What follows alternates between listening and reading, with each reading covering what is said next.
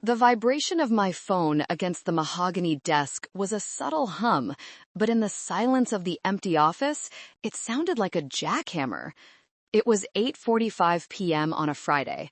The rest of the finance department had clocked out hours ago, heading to happy hours or home to their families. I was here, as usual, illuminated by the blue light of 3 monitors, finalizing the quarterly projections for the board meeting. This was my life. Discipline, order, work. I rubbed my temples, feeling the familiar throb of a migraine specifically reserved for month-end closings. I reached for the phone, expecting a text from my assistant or perhaps a late-night email from the CEO, Mr. Henderson. It was a notification from my bank application. Transaction alert, $5,200. Frowned, adjusting my glasses. That couldn't be right. My personal expenses were regimented. Mortgage, utilities, insurance, groceries. I didn't do Lux. I didn't do events. I clicked on the notification, my heart rate spiking slightly. Maybe my card had been skimmed at the gas station? Then I saw the card number. It wasn't my primary card. It was the supplementary American Express Platinum I had issued to my younger brother Ethan 3 years ago. For emergencies, books, and groceries only, Laura, I had told him then, handing over the heavy metal card. He had looked at me with those wide puppy dog eyes, the same eyes he used to get out of doing chores when he was 10, the same eyes he used to beg for a new PlayStation when he was 15. I promise, sis, just for the essentials while I finish my engineering degree. Essentials. $5,200 was not essentials. I exhaled slowly, trying to regulate my breathing. This wasn't the first time. There had been a misunderstanding with a $400 bar tab last month that he claimed was a networking event. There was the $800 charge at an electronics store that he swore was for a specialized calculator and software. I had let them slide. I always let them slide. Because he was Ethan. Because he was all I had left. But over $5,000? I unlocked my phone and instinctively opened Instagram. I don't post much, but I check up on him. Ethan was bad at answering calls, but he was excellent at documenting his life for his 3,000 followers. The first thing on my feed hit me like a physical blow to the gut. It was a photo posted 20 minutes ago. The location was tagged, the Grand Willow Estate. The image was high definition, perfectly lit. It showed Ethan looking handsome in a bespoke tuxedo, a tuxedo I realized I must have paid for last week under a charge labeled Men's Warehouse, standing next to Tiffany. Tiffany, my brother's fiancée? Or rather, his girlfriend of 2 years, who I had met exactly 4 times. She was 24, an influencer who spoke in hashtags and looked at me like I was a piece of furniture that clashed with her aesthetic. In the photo, she was wearing a white dress. Not just a dress, a wedding gown. Lace, silk, a train that pooled around her feet like spilled milk. She was holding a bouquet of white roses. They were clinking champagne glasses. The caption read, "Rehearsal dinner vibes. T-minus 24 hours until I become Mrs. Bennett. Hashtag wedding weekend, hashtag soulmates, hashtag love wins." My hand started to shake. I nearly dropped the phone. Rehearsal dinner? T-minus 24 hours? Tomorrow. They were getting married tomorrow. I sat back in my ergonomic leather chair, the silence of the office suddenly suffocating. My brain, usually so adept at processing complex financial data, struggled to compute this simple social fact. My brother, the boy I had raised since I was 23, the boy whose college tuition I paid, whose car insurance I covered, whose rent was non-existent because he lived in my penthouse apartment, was getting married tomorrow. And I didn't know. I scrolled frantically. There were stories posted, videos of their friends, people I vaguely recognized, laughing, drinking expensive wine. I saw my Aunt Karen in the background of one video, holding a plate of hors d'oeuvres, laughing with Tiffany's mother. Aunt Karen knew. A wave of nausea rolled over me. It wasn't just an elopement. It wasn't a small courthouse affair. This was a full-blown event. There were centerpieces. There was a band setting up in the background. There were dozens of guests. Everyone was there. Except me. I looked at the bank notification again. Lux Bridal. That $5,200 wasn't just a charge. It was likely the final payment for the venue or the catering. He was paying for a wedding I wasn't invited to, using my money. I felt a tear slide down my cheek, hot and humiliating. I wiped it away angrily. I wasn't a crier. I was a CFO. I solved problems. But this wasn't a balance sheet that didn't align. This was a hole being ripped through the center of my chest. I stared at the screen, at Ethan's smiling face. He looked so happy, so carefree. Why wouldn't he be? He had never paid a real bill in his life. "Why, Ethan?" I whispered to the empty room. I thought about the last time we spoke, 3 days ago. He had been brief, dismissive. "Yeah, sis, just busy with school projects, stressful week, can't talk long." He was lying. He was planning a wedding. A dark thought crept in. Maybe the invitation got lost? Maybe it was a surprise? No, you don't surprise the sister who pays for your existence by not telling her the date of your wedding. You don't let her sit in an office on a Friday night working overtime to fund your lifestyle while you drink champagne with her credit card. I grabbed my purse, my keys, and the phone. I needed to hear him say it. I needed to hear the lie or the truth, whatever it was. I dialed his number. It rang once, twice, 3 times. "Come on, pick up," I hissed. On the 4th ring, the line clicked open. But it wasn't Ethan's voice I heard.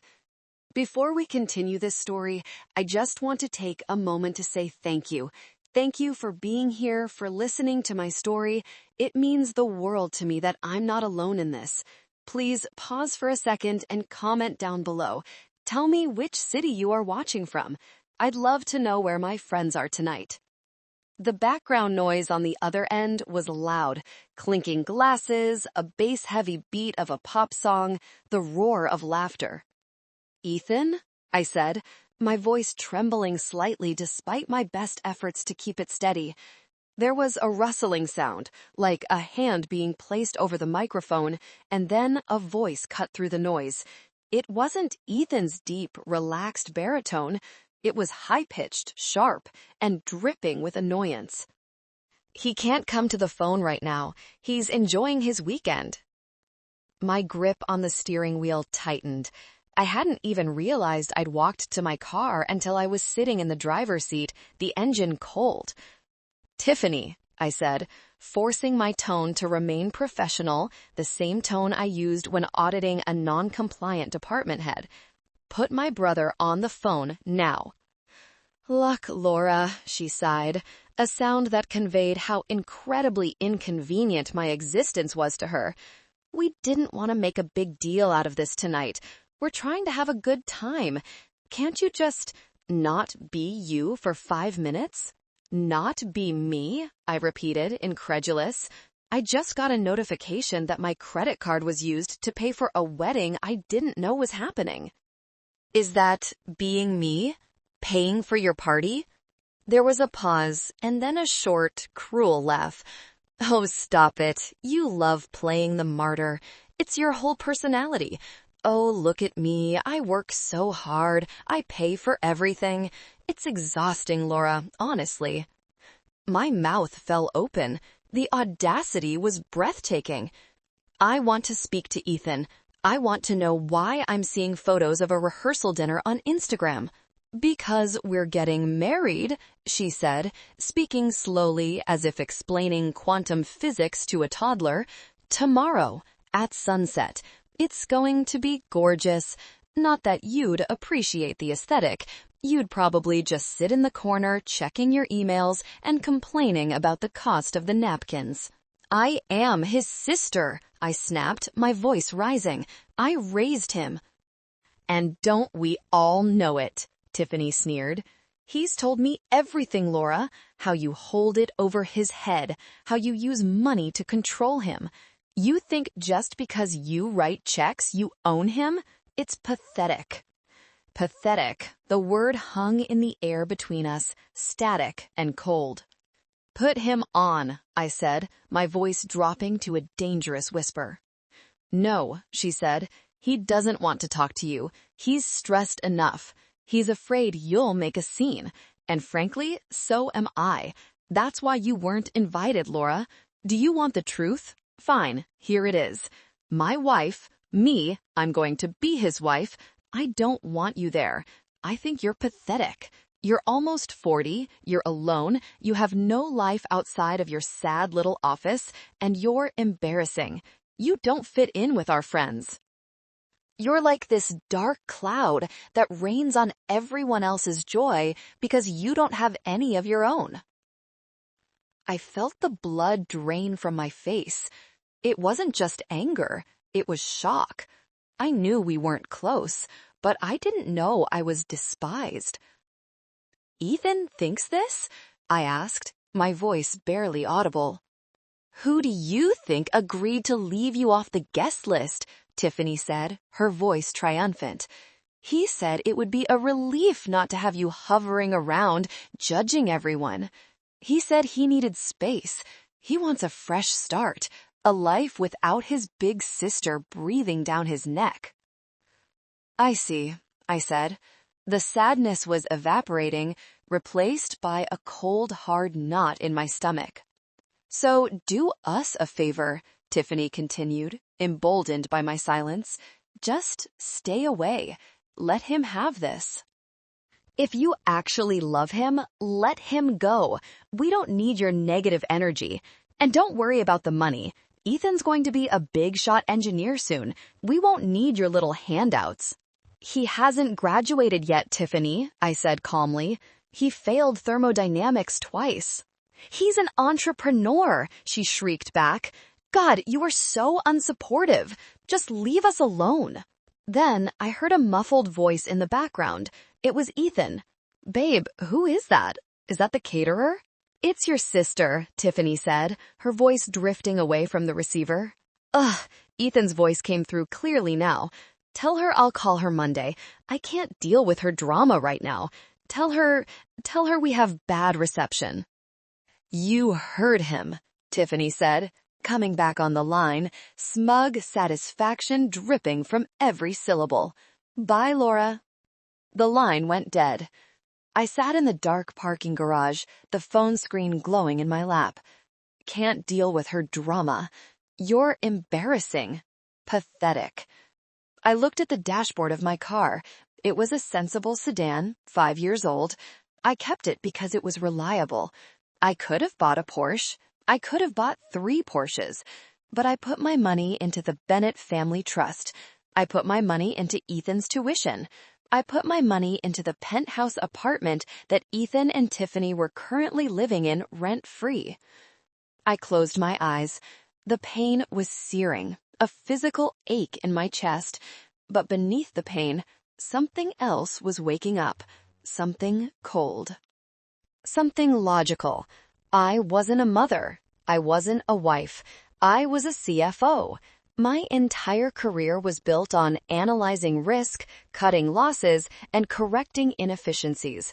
For 15 years, Ethan had been a bad investment. I had kept pouring capital into a failing venture because of emotional attachment. But Tiffany was right about one thing. I did use money. Money was a tool. And if Nate thought I was nothing more than an ATM, maybe it was time to show them what happens when the machine shuts down.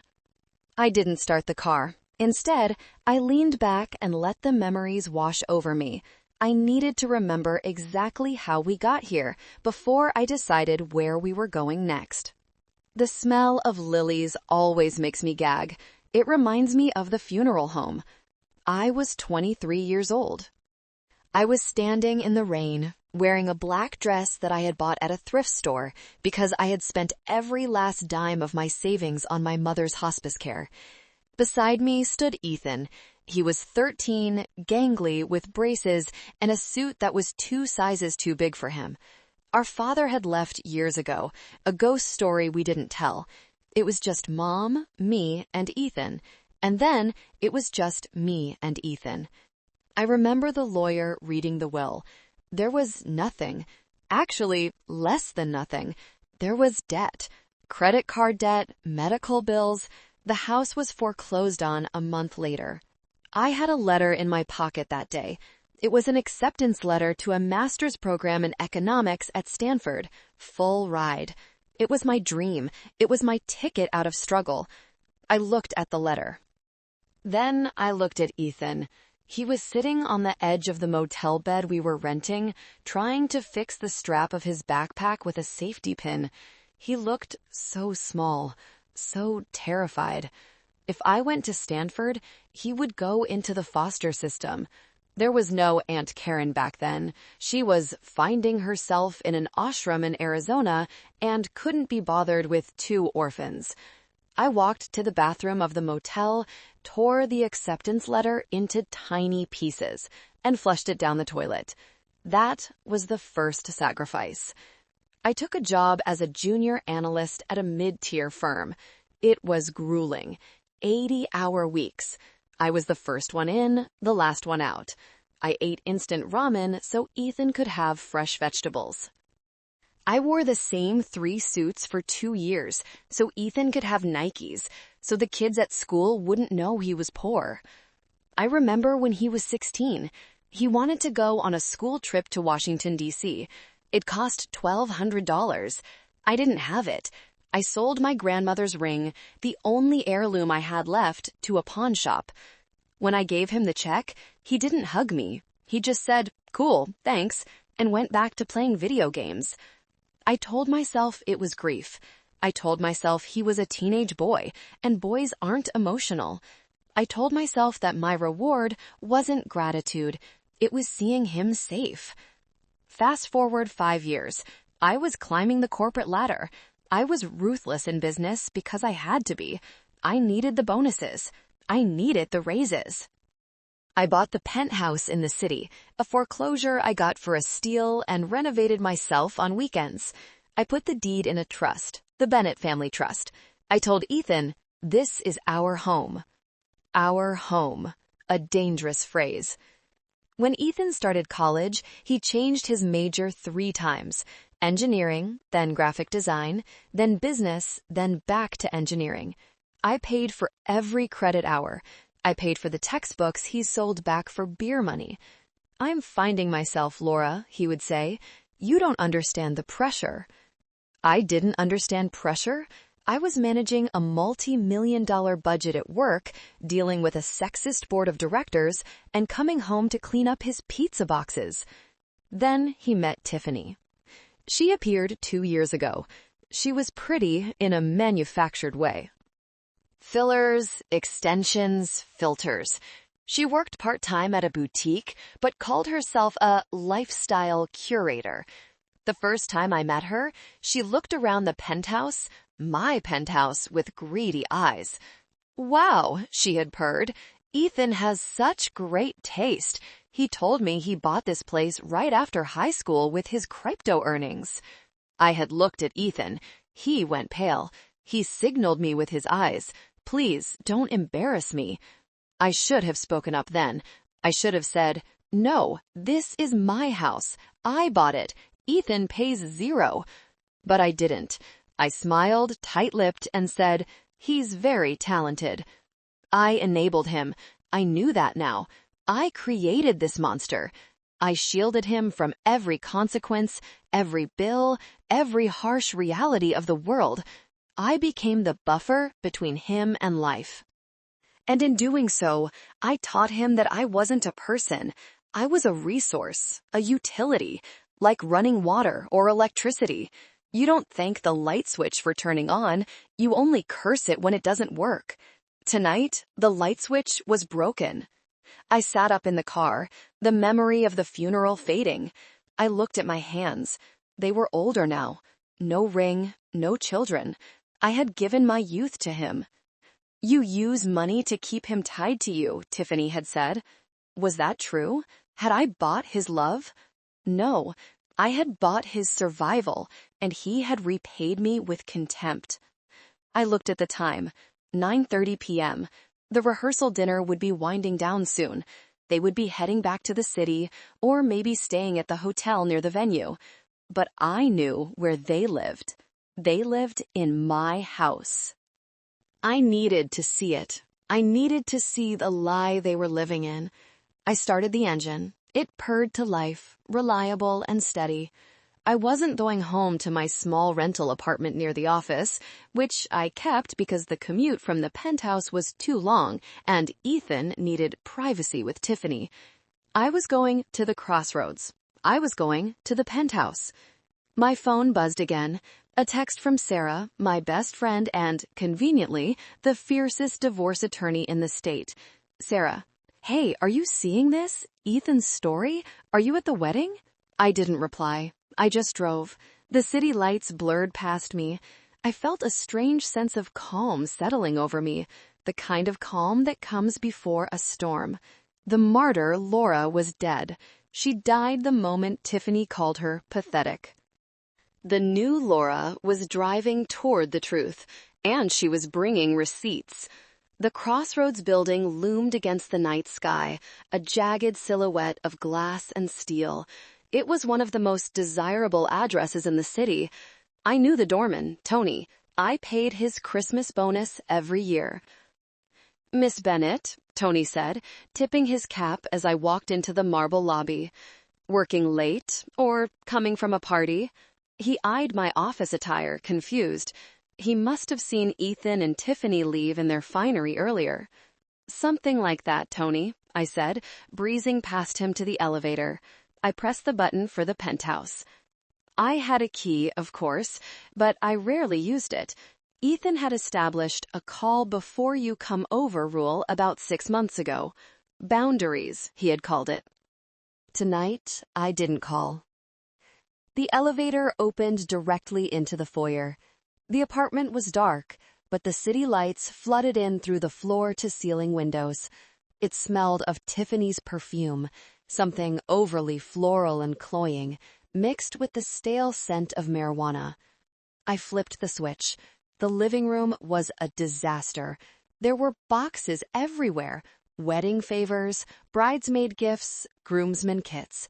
And there, on the coffee table, a table I had imported from Italy, was a stack of papers. I walked over and picked them up.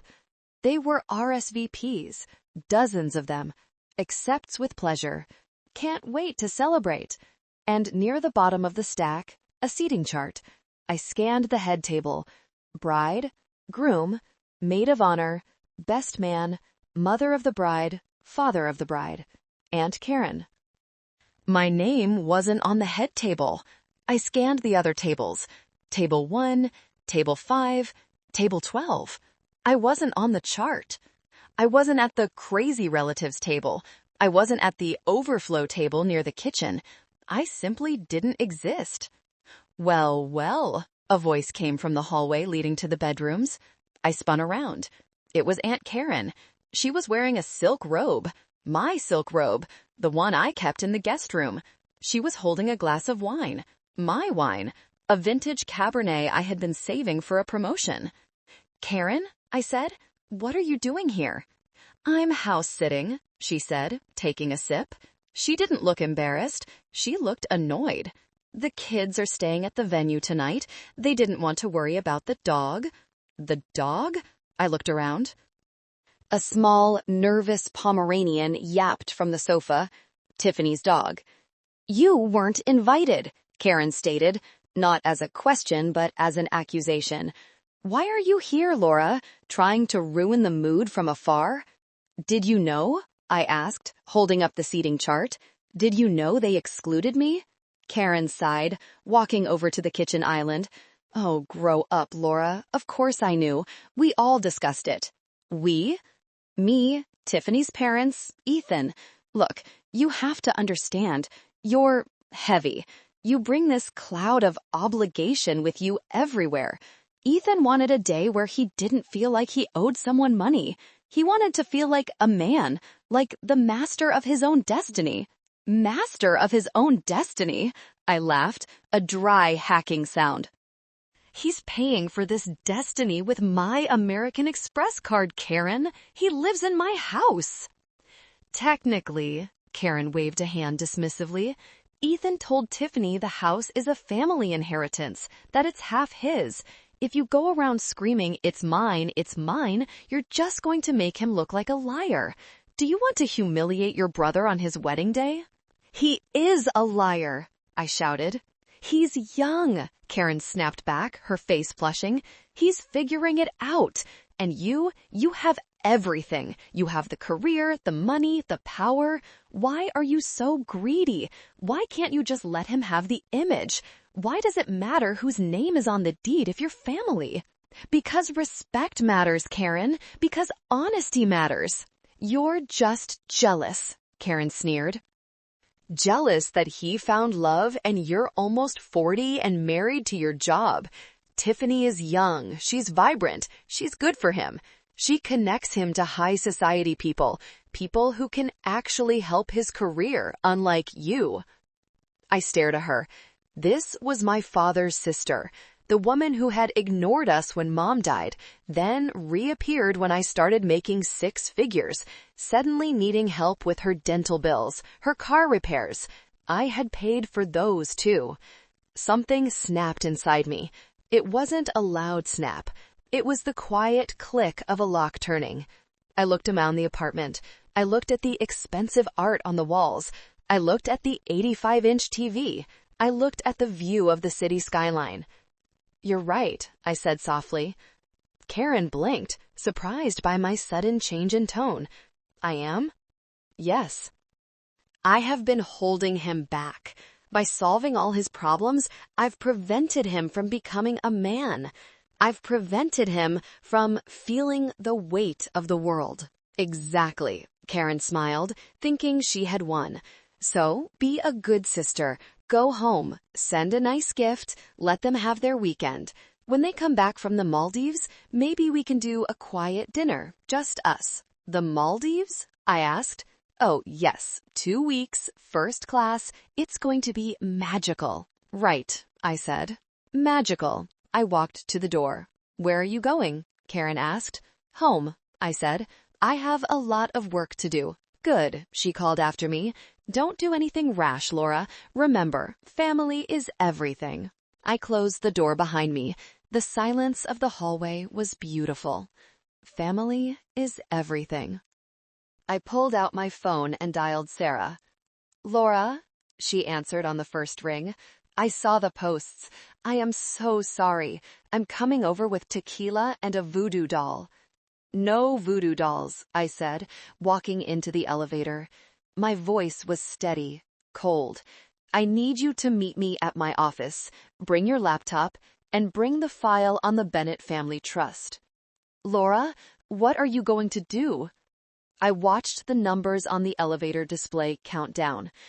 I'm going to give them exactly what they want, Sarah, I said. Independence. Total, complete, terrifying independence. I stepped out into the cool night air.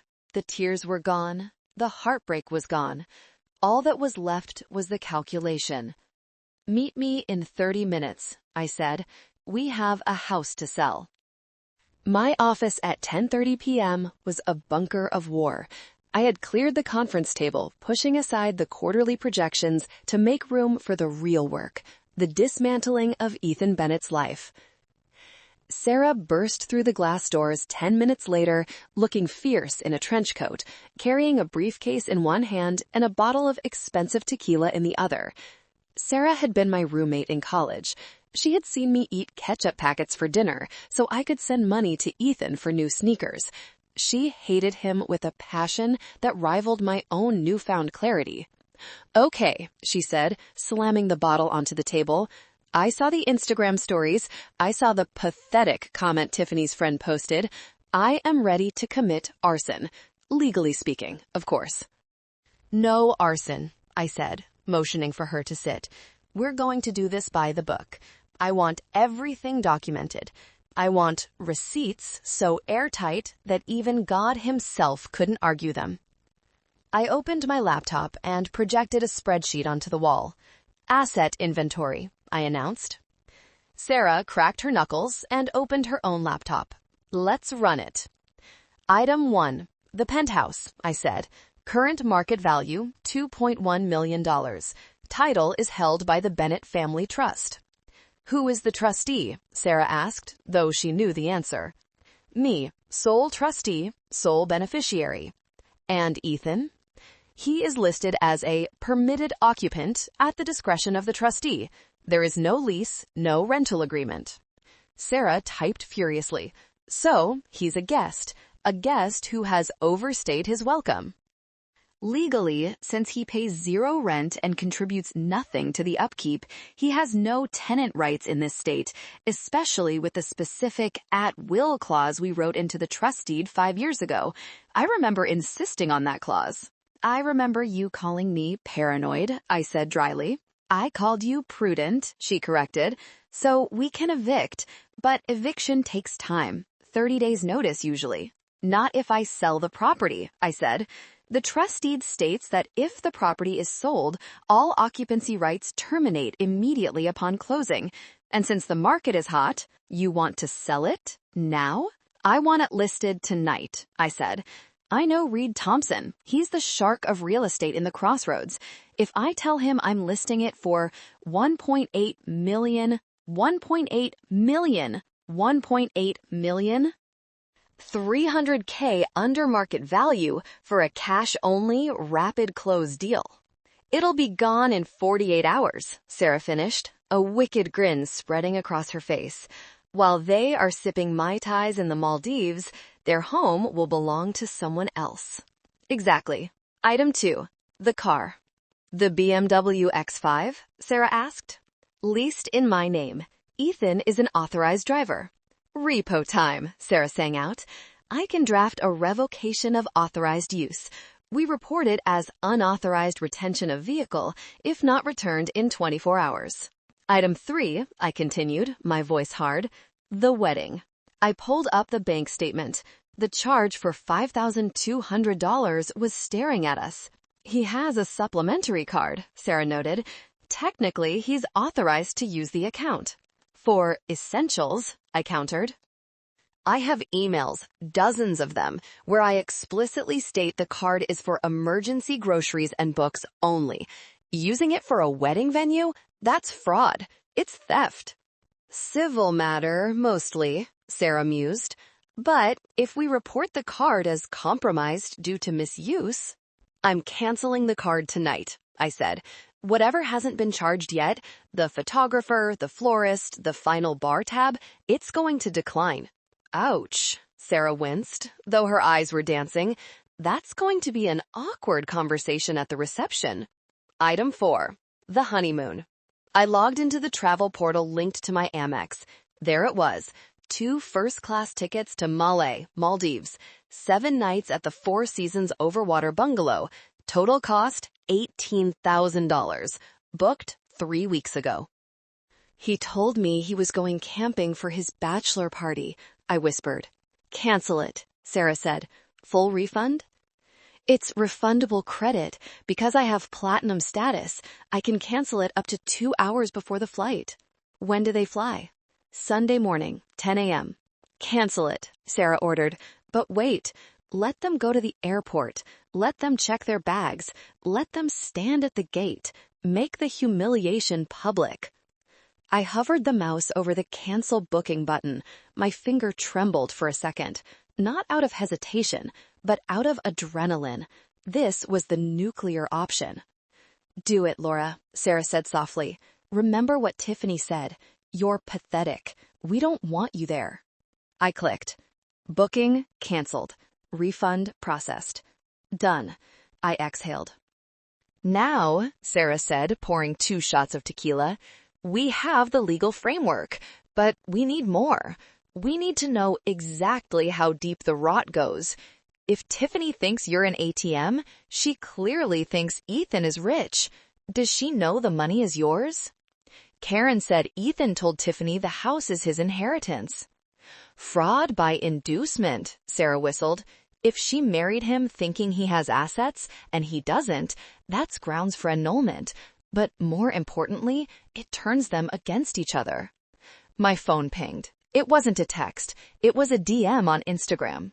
It was from a user handle at Kevin_assist22. I frowned. Who is Kevin? I opened the message. Kevin, hi Laura, you don't know me, but I'm Tiffany's assistant, aka her punching bag. I heard what she said to you on the phone. It was gross. I've been carrying her bags and editing her photos for a year for minimum wage, and she treats everyone like trash. I think you should hear this. I recorded it last week when she was drunk with her bridesmaids. Attached was an audio file. I looked at Sarah. She raised an eyebrow. Play it. I pressed play. The sound of laughter filled the conference room. Then Tiffany's voice, slurring slightly. God, his sister is such a drag. But whatever, right? Ethan says the trust fund unlocks fully when he turns 26. That's next year. Once we have legal access to the accounts, we kick the old hag to the curb for good. I just need to play nice for 12 more months. Then, hello, freedom. Silence filled the room. She thinks there's a trust fund for him? Sarah whispered. Laura, is there? No, I said, a cold smile touching my lips. The trust is in my name. I'm the beneficiary. Ethan isn't mentioned anywhere, except as a contingency if I die. So she's digging for gold in a mine that doesn't exist, Sarah laughed. Oh, this is poetry. She wants to kick the old hag to the curb? I stood up, smoothing my skirt. Well, the hag is awake now, and she's taking the curb with her. Where to next? Sarah asked, grabbing the bottle. The real estate office, I said. I need to list a penthouse. The coffee at 2 a.m. tasted like battery acid, but it kept me fueled. Reed Thompson, the real estate broker who had handled the purchase of my penthouse 5 years ago, picked up on the second ring. Laura, is everything okay? His voice was thick with sleep. I have a listing for you, Reed. The penthouse at Crossroads. I want it on the MLS by sunrise. There was a pause. I heard the rustle of sheets. You're selling? I thought you were keeping that for your brother? Circumstances have changed, I said. I want to list it for $1.8 million. Cash offers preferred. Close in 10 days or less. At that price, Reed was suddenly wide awake. Laura, that's a fire sale. I could get a bidding war started and get you $2.3 million easily. I don't want a bidding war, Reed. I want it gone. I want the locks changed on Monday. I want a sold sign in the window while the current occupants are unavailable. Reed paused again. He was a smart man. He knew better than to ask too many questions when a CFO called at 2 a.m. I have a buyer list. There's a tech CEO looking for a place exactly like yours. He'll write a check tomorrow if I tell him the price. But what about the staging, the furniture? Sell it furnished, I said. Everything goes, except for my personal items in the locked storage unit in the basement. The sofas, the TVs, the art, include it all. Okay, Reed said. I'll draft the paperwork. I'll email it to you in 10 minutes. DocuSign it, and we are live. Thank you, Reed. I hung up and turned back to Sarah. She was deep into my bank statements, highlighting rows with a yellow marker. It gets worse, she muttered. How much worse? Did you know there's a tuition loan in your name for his final semester? Yes, I signed for that. Did you know the disbursement went directly to his personal checking account, not the university? I froze. What? Look here. She turned the laptop toward me. Loan disbursement, $12,000. Transferred to DraftKings Inc., $4,000. Transferred to Lux Jewelers, $5,000. My stomach turned over. He gambled his tuition money and bought jewelry? Tiffany's engagement ring, Sarah deduced. He bought her ring with his tuition money, which means he didn't pay tuition. I quickly logged into the university portal. I had the passwords because, naturally, I managed everything. Student status, academic suspension due to non-payment. He wasn't graduating. There was no degree. He wasn't an engineer. He was a dropout with a gambling problem and a ring paid for by his sister's credit. He's been lying about everything, I whispered. The degree, the job prospects, the entrepreneurship. And Tiffany doesn't know, Sarah said. She thinks she's marrying a future tech mogul. She's marrying a deadbeat. She deserves him, I said bitterly, but she doesn't deserve my money. I looked at the credit card activity again. I saw the charges for the wedding dress, $3,500. I picked up my phone and called the credit card company's fraud department. It was a 24-hour line.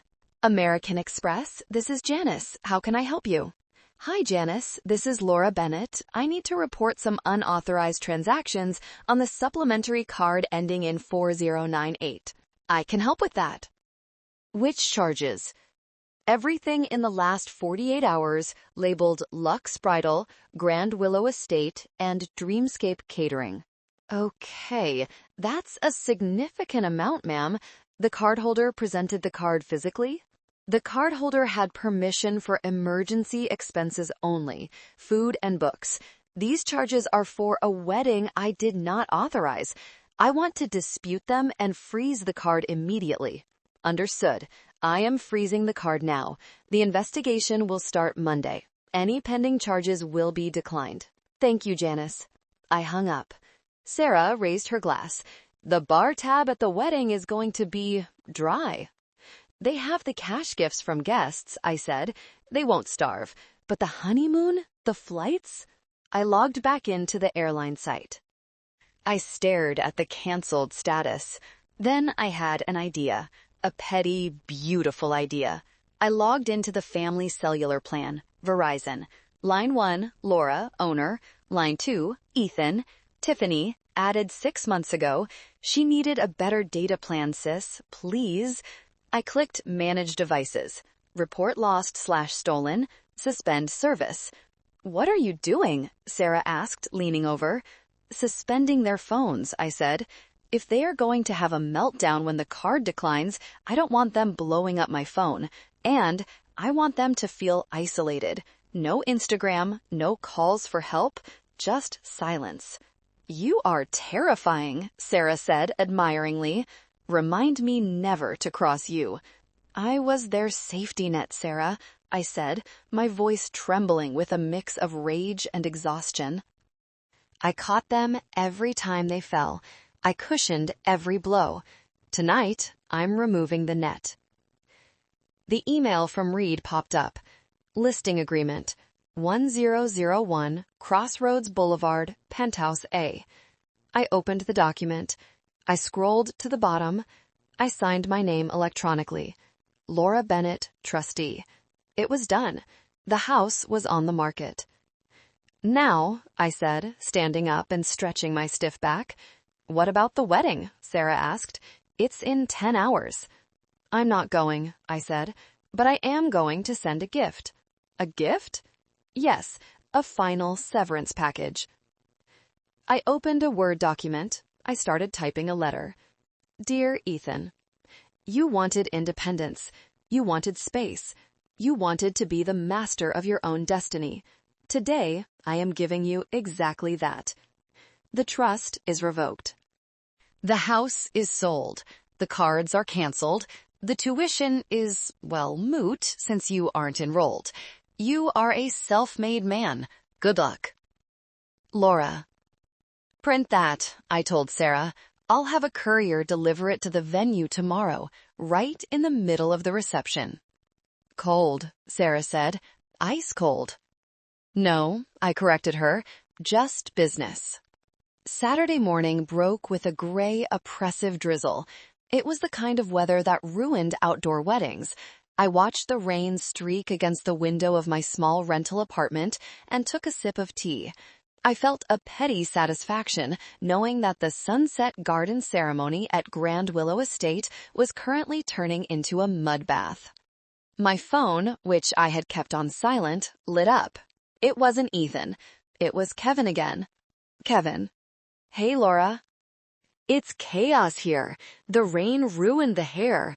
Tiffany is screaming at everyone. Thought you'd want an update. I typed back, thanks, Kevin. Keep me posted. Kevin, also, something weird is happening with the vendors. The florist is arguing with the wedding planner in the hallway. Something about a card being declined? I smiled. The freeze had worked fast. Kevin, Tiffany is forcing Ethan to write a check. He looks like he's going to vomit. He's sweating through his tux.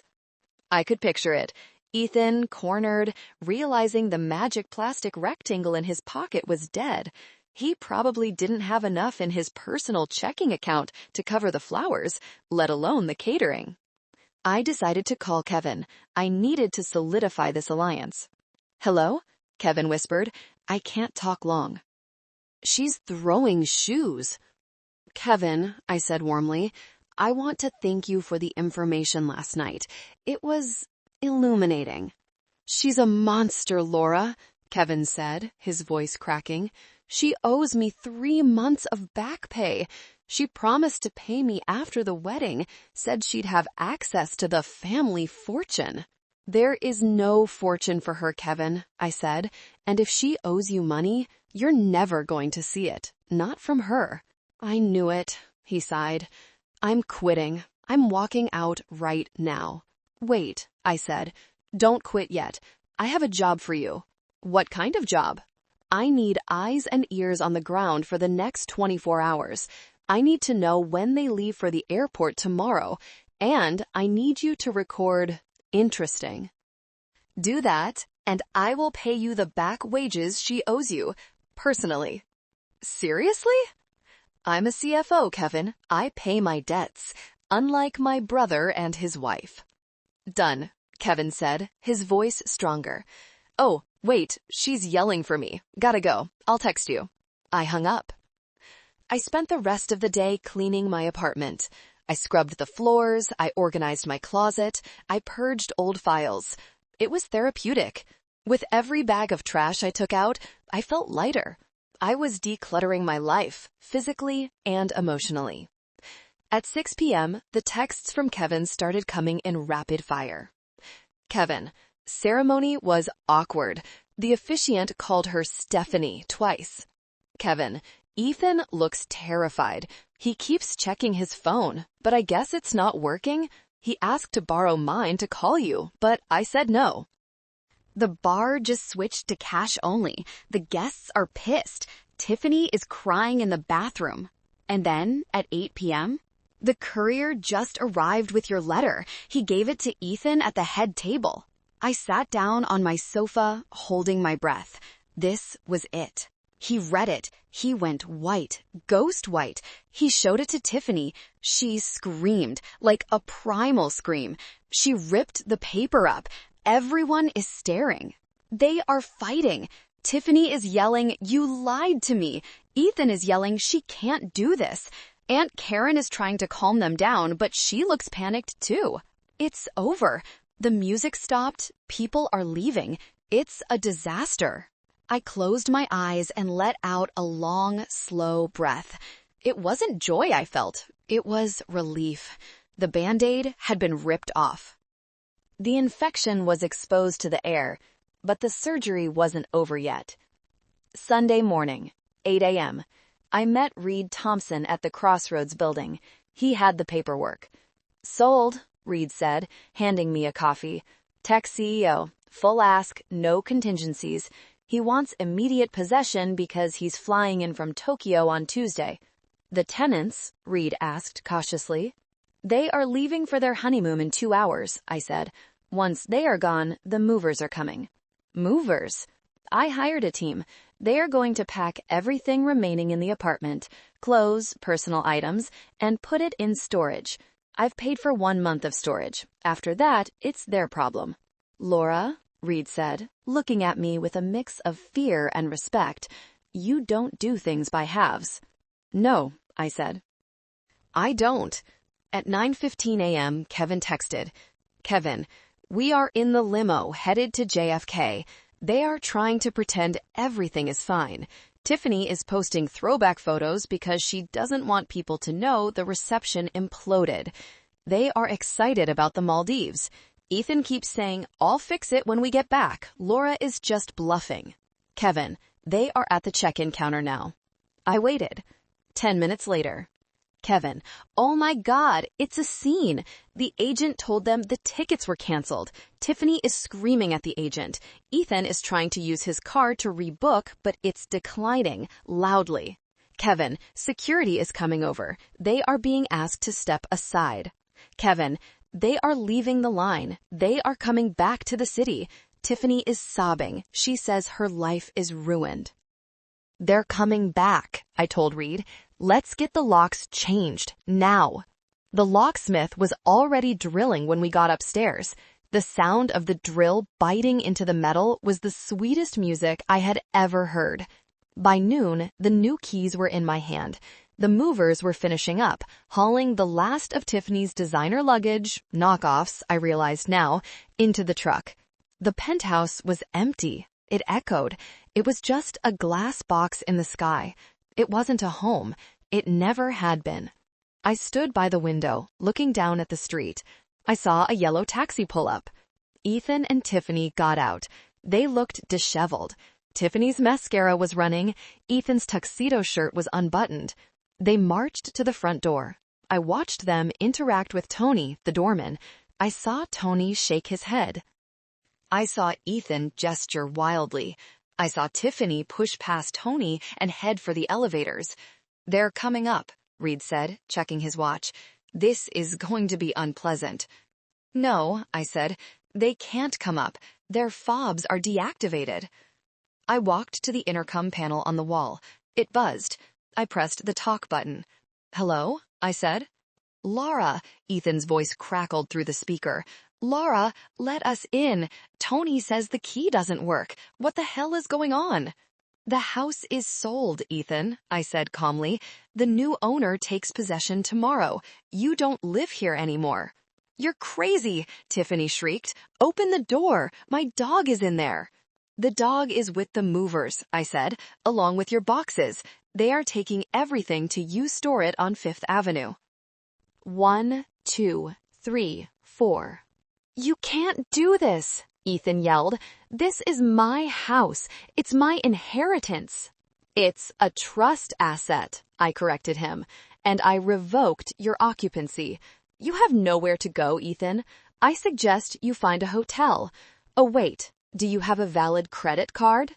Silence. You're a monster, Tiffany screamed. I'm going to sue you. I'm going to ruin you. You can try, I said.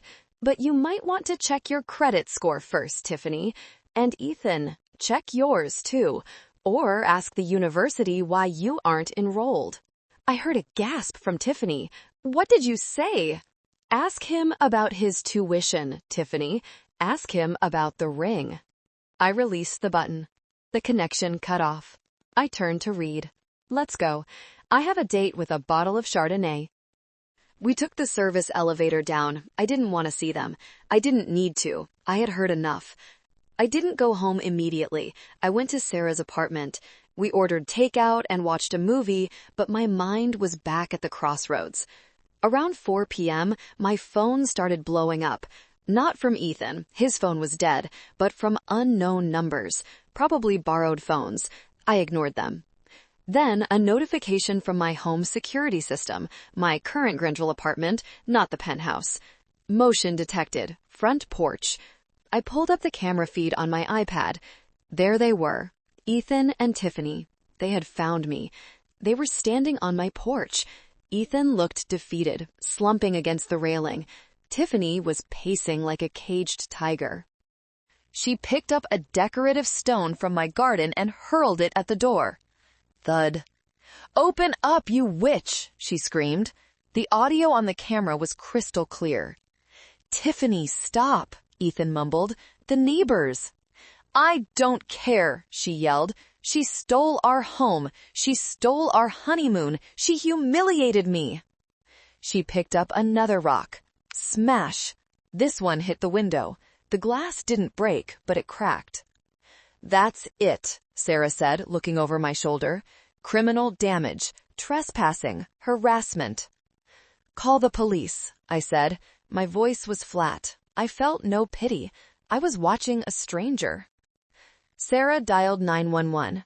"Yes, I need to report an active break-in attempt. 2 individuals. They are violent." I watched the screen. A third car pulled up. It was Aunt Karen. She jumped out, waving her arms. "Ethan! Tiffany! Stop!" Karen yelled. "She locked us out, Aunt Karen," Ethan whined, running to her like a toddler. "She sold the penthouse." I know, Karen soothed him, then turned to look at my front door. Her face twisted into a mask of ugly rage. "Laura, you open this door right now. You have gone too far. You are tearing this family apart." "Family," I whispered to the screen. "You keep using that word." The blue lights of a police cruiser flashed into the frame. Sheriff Miller's patrol car. Ethan froze. Tiffany tried to hide behind Karen. 2 officers stepped out. "Step away from the door," Sheriff Miller commanded. "Officers, thank God!" Tiffany started her act immediately, tears flowing on command. "My sister-in-law, she's crazy. She stole our house. She locked us out." "Names?" Miller asked, taking out his notepad. "Ethan Bennett, Tiffany Miller." "Bennett," Miller paused. "We got a call about a disturbance, and we have a report here regarding credit card fraud." My heart skipped a beat. The Amex report must have hit the system. "Fraud?" Ethan squeaked. "Sir, put your hands where I can see them," Miller said, his hand resting on his holster. I stood up. "I need to go down there." "Laura, are you sure?" Sarah asked. "Yes, I need to finish this." We drove to my apartment. The scene was chaotic. Neighbors were on their porches watching. Ethan was arguing with the police. Tiffany was sitting on the curb, weeping into her hands. Karen was trying to lecture the sheriff. I pulled into the driveway and stepped out. Sarah was right beside me, clutching a thick file folder. "Laura!" Ethan shouted when he saw me. Tell them it's a mistake. Tell them the house is ours." I walked past him. I walked straight to Sheriff Miller. "Officer," I said, "I am Laura Bennett. This is my property. And that," I pointed to the penthouse keys in Ethan's hand, "is not his house. Here is the deed to the trust proving sole ownership. Here is the sale agreement signed today." Miller looked at the papers. He nodded. "Looks in order. So they are trespassing?" "Yes, and more." Sarah stepped forward, handing over the bank statements. "We represent the victim of identity theft and credit card fraud. Ethan Bennett used a supplementary card authorized for emergency groceries to charge $50,000 for a wedding and forged a signature on a loan document." "That's a lie!" Ethan screamed. "She gave it to me. She said I could use it." "For books, Ethan," I said, my voice cutting through the night air like a knife. "Not for a wedding I wasn't invited to." "You're pressing charges?" Miller asked, looking at me. I looked at Ethan. He looked so young, yet so old. The boy I carried on my back was gone. This was a man who would bleed me dry until I was a husk if I didn't stop him now. "Yes," I said, "I'm pressing charges." "No!" Karen shrieked. "Laura, you can't. He's your brother." "He's a criminal," I said. Miller nodded to his partner. "Cuff him." "Wait!" Tiffany stood up. Her tears were gone instantly. She looked from Ethan to me, calculating. He told me the house was his. He told me he had money." "He lied, Tiffany," I said. "He has nothing. No degree, no job, no trust fund, and now a felony record." Tiffany turned to Ethan. Her eyes were wide with horror, not for him, but for herself. "You broke?" she spat. "You're actually broke?" "Babe, I can explain," Ethan stammered, his hands being pulled behind his back. Smack. Tiffany slapped him. It was a loud, crisp sound. "You loser," she screamed. "I wasted 2 years on you. I married a loser." "Ma'am, step back," the officer warned. "I want an annulment," Tiffany yelled at Sarah. "You're a lawyer, right? Get me out of this." "I represent Laura," Sarah said coldly. "I suggest you find a public defender, especially since you're complicit in the spending of the stolen funds." "I didn't know," Tiffany wailed. They put Ethan in the back of the cruiser. He looked at me through the glass. He was crying, mouthing the word, "please." I didn't look away, but I didn't step forward. "Karen," I said, turning to my aunt, "you can go, but if you ever contact me again, I will file for a restraining order. I know you helped him forge my signature on the loan application. I have the dates you were in town." Karen went pale. She scurried to her car without a word. The police cars drove away. The neighbors went back inside. It was just me and Sarah standing on the lawn of my rented duplex. "Are you okay?" Sarah asked softly. I looked up at the sky. The rain had stopped. The clouds were breaking. "No," I said honestly. "I'm not okay. My family is gone." "The parasites are gone," Sarah corrected. "You have family, Laura. You have me. Apparently, you have yourself." I took a deep breath. The air smelled of wet grass and ozone. "I'm hungry," I said. "Do you want to go get pancakes?" "Pancakes sound amazing," Sarah smiled. The next few weeks were a blur of legal proceedings and logistical cleanup. Ethan was charged with grand larceny and identity theft. Because it was a first offense, and because I, despite everything, didn't push for maximum sentencing, he took a plea deal. 2 years of probation, 500 hours of community service, and mandatory restitution. He had to get a job, a real job. The last I heard, he was working at a warehouse packing boxes. He was living in a studio apartment with 3 roommates. Tiffany got her annulment based on fraud. She tried to spin the story on social media, playing the victim of a con artist. But Kevin leaked the audio recording of her calling me a hag and admitting she was only in it for the money. The internet, usually a cruel place, turned on her. She lost her followers, she lost her brand deals. She moved back in with her parents in Ohio. The penthouse sale closed in 7 days. After paying off the mortgage and the fees, I walked away with $1.2 million in cash. I sat in my office, staring at the check. For 15 years, every bonus, every raise, every spare dollar had gone into that trust. It had gone into the black hole of Ethan's potential.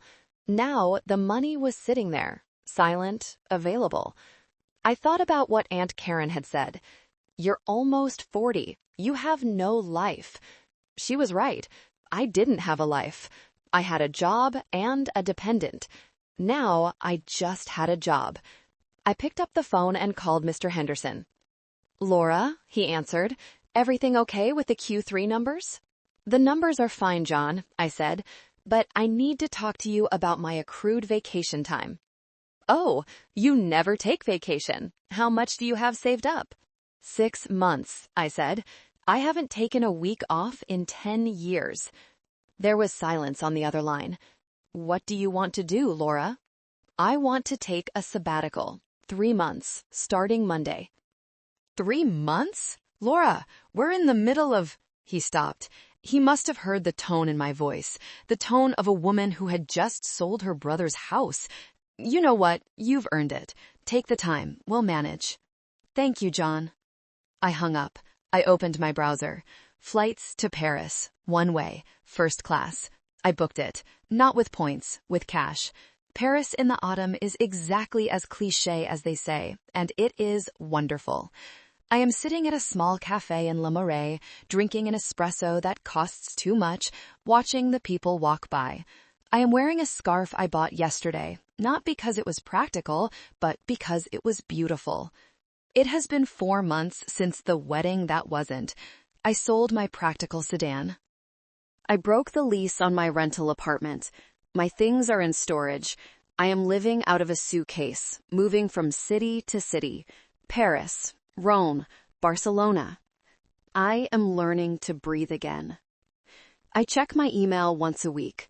Sarah handles the legal stuff. The restraining orders are in place.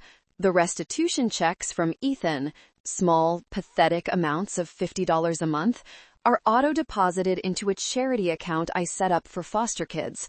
I don't want his money. I want him to feel the loss of it. Today, there was an email in my spam folder. Subject: sorry. From ethanb_warehouse@gmail.com. I hesitated. My thumb hovered over the subject line. I opened it. Laura, I know I'm not supposed to contact you. Sarah will probably sue me for this, but I just wanted to say, I'm hungry. Not like starving, but I'm eating ramen every night. My back hurts from the warehouse work. I'm tired. I miss the penthouse. I miss the car. But mostly, I realize something. Nobody cares about me out here. My roommates don't care if I eat. My boss doesn't care if I'm sad. You were the only one who cared. I'm sorry I called you pathetic. I was the pathetic one. If you ever come back, maybe we can get coffee. I'll pay. It might be bad coffee, but I'll pay. Ethan. I read it twice. The old Laura, the sister, the mother figure, the martyr, would have felt a tug at her heartstrings. She would have replied. She would have sent a Venmo for groceries. She would have booked a flight home to save him from his back pain and his ramen. But I am not that Laura anymore. That Laura died the night she wasn't invited to the wedding. I looked at the street. A woman walked by walking a dog. A couple kissed on the corner. Life was happening all around me.